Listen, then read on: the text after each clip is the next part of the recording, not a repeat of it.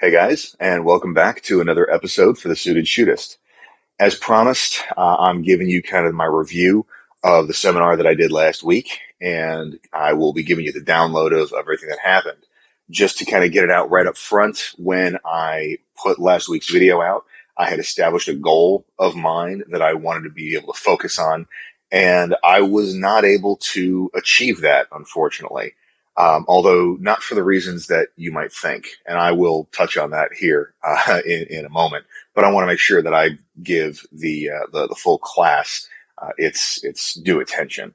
So to give you an idea of what we're talking about, Hill Country Combatives put this seminar on last week at a jiu-jitsu gym near me, and the idea was it was this in-fight weapons access seminar going over some of the material that Craig covers in his ECQC class. So Cliff, the fellow who runs Hill Country Combatives, has a very impressive background, both in terms of his law enforcement career, his military career, and also in terms of fighting as well. Muay Thai and Brazilian Jiu Jitsu are kind of his big two, but he's got quite a bit of exposure out there. And so the focus of this, as I mentioned, was in-fight weapon access. And if you've taken any of the ShivWorks curriculum, this is going to be fairly familiar for you. A lot of it was we started with stand-up grappling and then worked to grounded grappling. From there, we worked to some throws and takedowns. And then at the end of it, we started plugging in the actual dummy guns and training knives and all of that. So it was a very good refresher because other than the jujitsu that I've been doing, I haven't really had a good way to pressure test or even really just flush out anything that I've done since I took ECQC back in 2017. And this was the cool part, was in this class, there were a couple guys there that were also in my ECQC class.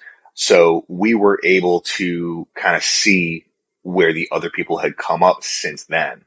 Because obviously you always gauge your own progress differently than the way other people see it. So it was nice to have a couple folks there that had some framework of kind of where I started. Good news is I am getting better. So that's a nice kind of reassurance, because there are those days where I'm just beating my head against the wall going, what the hell am I doing? And am I wasting my time? Short answer is good. Seems like I'm not. So that's definitely some encouragement in that space. So the way this Hill Country Combatives seminar is put on, it was a 6-hour seminar. After the standard introductions, we started with the basic fundamentals of the stand-up grappling, and that was the pummeling, the underhooks, the arm and the wrist ties, and then we started going into some of the body locks, looked at a couple of takedowns from those positions, and then went into some of the grounded stuff as well. Now, what I like about these types of seminars is if you try and work this stuff, at least from what I've found, in your jiu-jitsu gym, it kind of depends on how receptive they are to the whole thing, because I'm a fairly new white belt. So in a regular 1-hour class, I'm trying to get the mechanics of whatever the move down is that we're learning, and then apply that during our rolling. And that's all within a fairly, short window of time, less than an hour, once you factor in the lecture piece and whatever water breaks you get. So having basically a dedicated hour of drilling just to each individual move, and then brief periods of trying it against semi-resistant opponents, and then building on that over the next hour and then the next hour. So just having a more extended window of time to work on that, I found incredibly useful. The other part of it is that some of these elements change whenever you start introducing weapons into the equation, because hand control becomes that much more important. So, as well as certain positions can or cannot be more advantageous. Now, I am not well versed enough in a lot of this to really go into much depth, but I would definitely encourage you to try it both with and without if you have the means to. And that will really give you the ability to kind of play around and see where those changes might be. One thing that Cliff did for us was he drew from some of his experiences as a California narcotics cop, as well as I believe he is a purple belt at this point, and just gave us some kind of A/B comparisons of this is how the technique is modified when you're talking about from a competition standpoint. This is how are the considerations to focus on if you're really dealing in a more severe environment, weapons in play, and all that kind of stuff. It's not the argument of street-based jujitsu versus sport jujitsu. It's just he's not trying to make an argument for one versus the other. It's just how the same concepts get applied one versus the other. At the end of it, there's the same kind of open, fully resisting opponents. The way the drill started for us was the first one was you're facing, whoever you're going up against, and everybody's got their gun hand on your opponent's shoulder. And then once they give the go command, the idea is you're trying to get your gun out and keep them from getting their gun out as well. This was really interesting because this class was genuinely about a 50-50 split in terms of cops and civilians. So you had like 6 guys in duty belts and then 6 guys running concealed holsters. So just kind of the mechanics of that got really interesting. Obviously, the non-cops had a bit of an advantage because we could play a little bit more in terms of knowing where the guns were coming from. But it was definitely good exposure. Another thing that was kind of forefront in my mind, this was one of those instances where I went through and I was running my clinch pick, my trainer as well. And wouldn't you know it, I wound up getting stabbed with my own knife. That was the only time a weapon really came out against me was one of the dudes from my old ECQC class, who's a cop and a blue belt. During one of the drills, I wind up kind of on my back. He's kind of in a side control position.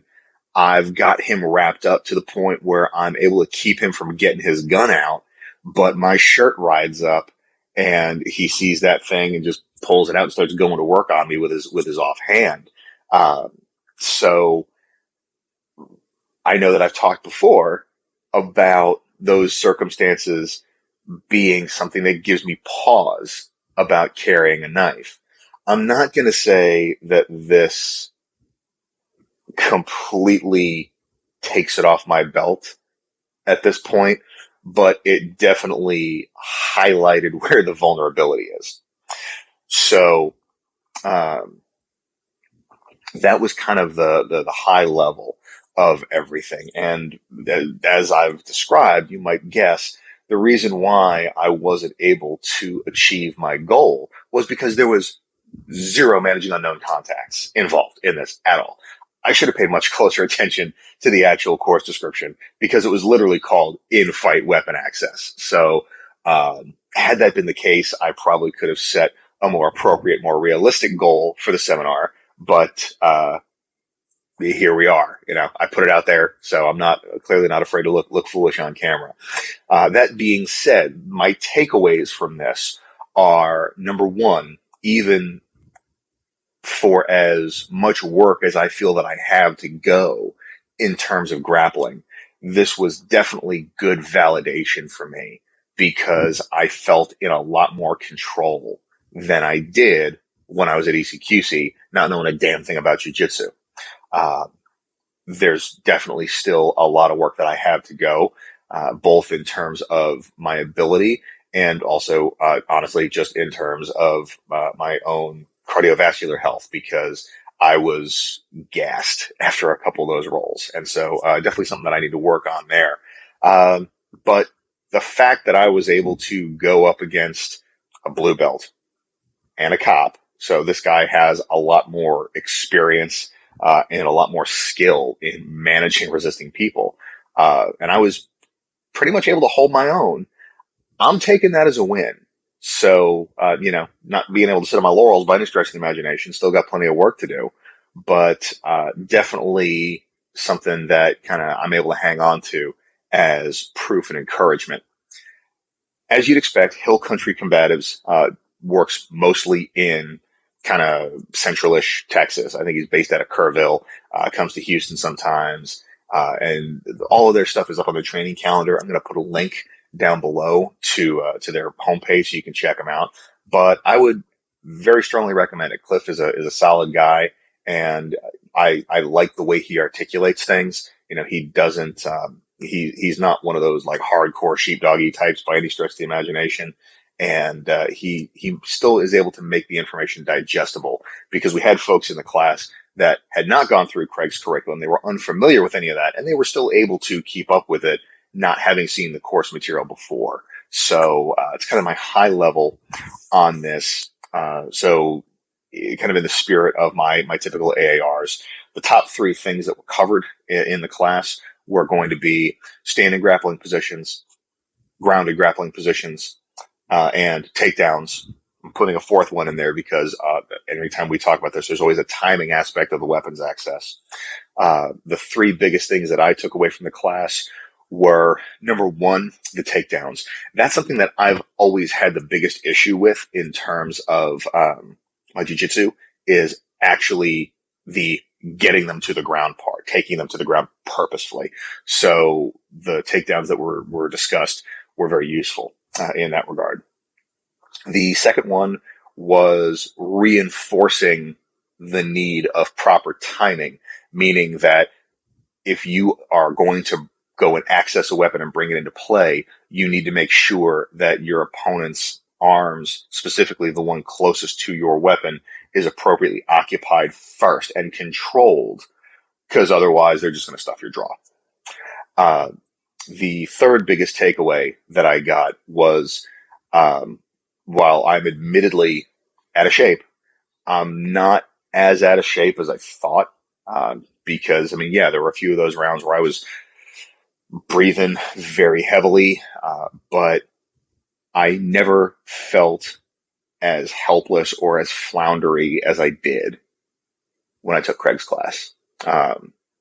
And I'm assuming that was partially on purpose, because Craig is really good about forcing the wheels to come off for you.